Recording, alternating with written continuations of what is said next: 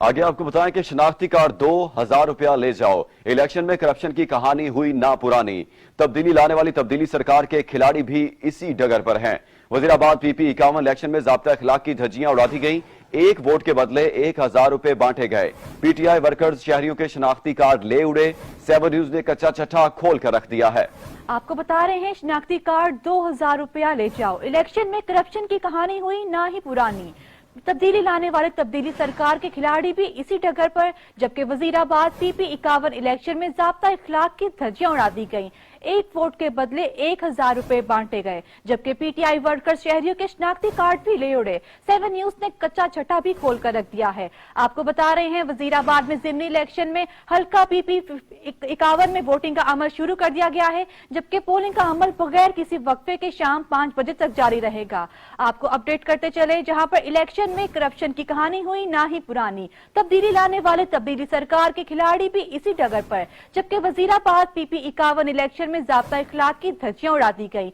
एक वोट के बदले 1000 रुपए बांटे गए, जबकि पीटीआई वर्कर शहरियों के शनाख्ती कार्ड भी ले उड़े। 7 न्यूज ने कच्चा छट्टा खोल कर रख दिया है। शनाख्ती कार्ड 2000 रुपया ले जाओ।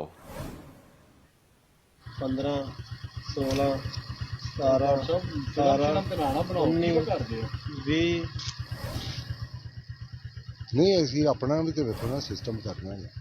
ਨਹੀਂ ਯਾਰ ਇਹ ਕੀ ਚਲਾਕੀ ਪੇ ਕਰਦੇ ਅਸੀਂ ਮੈਂ ਚਲਾਕੀ ਨਹੀਂ ਮੈਂ ਤਾਂ ਪੁੱਛੋ ਕਿਹੜੇ ਮੂੰਹ ਤੋਂ शनाख्ती कार्ड किथे ਰਾਜਗੜ ਅਹਿਮਦ ਕੋਲ अहमद क्यों ला गई ਉਹ ਸਾਡੇ ਘਰ ਗਿਆ अहमद शर्मा तेरी ਆਰਫ ਦੇ ਵੀ ਲੈ ਗਏ अच्छा वो क्यों ला गए नहीं ਉਹ ਮੈਂ ਕਿਹਾ ਹੁਣ ਤੁਹਾਨੂੰ ਹੁਣ ਮੈਂ ਕਿਹਾ ਬਣਾ ਲਵਾਂਗਾ ਮੈਂ ਹੁਣ ਦੇ ਦਿਆਂਗੇ ਫਿਰ ਮੈਂ ਇੱਧਰ ਦੇ ਮੋੜ ਲਾ तो फिर शनाख्ती कार्ड ਤੁਹਾਡੇ ਕੋਲ ਉਹ ला ਲੈ ਗਏ कल देंगे 14 15 16 17 18 19 20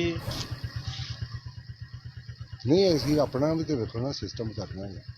ਨਹੀਂ ਯਾਰ ਇਹ ਕੀ ਚਲਾਕੀ ਪੇ ਕਰਦੇ ਅਸੀਂ ਮੈਂ ਚਲਾਕੀ ਨਹੀਂ ਮੈਂ ਤਾਂ ਪੁੱਛੋ ਕਿਹੜੇ ਮੂੰਹ ਤੋਂ शनाख्ती कार्ड किथे ਰਾਜਗੜ ਅਹਿਮਦ ਕੋਲ अहमद क्यों ला गई ਉਹ ਸਾਡੇ ਘਰ ਗਿਆ अहमद शर्मा तेरी ਆਰਫ ਦੇ ਵੀ ਲੈ ਗਏ अच्छा वो क्यों ला गए नहीं ਉਹ ਮੈਂ ਕਿਹਾ ਹੁਣ ਤੁਹਾਨੂੰ ਹੁਣ ਮੈਂ ਕਿਹਾ ਬਣਾ ਲਵਾਂਗਾ ਮੈਂ ਹੁਣ ਦੇ ਦਿਆਂਗੇ ਫਿਰ ਮੈਂ ਇੱਧਰ ਦੇ ਮੋੜ ਲਾ तो फिर शनाख्ती कार्ड ਤੁਹਾਡੇ ਕੋਲ ला ਉਹ ਲੈ ਗਏ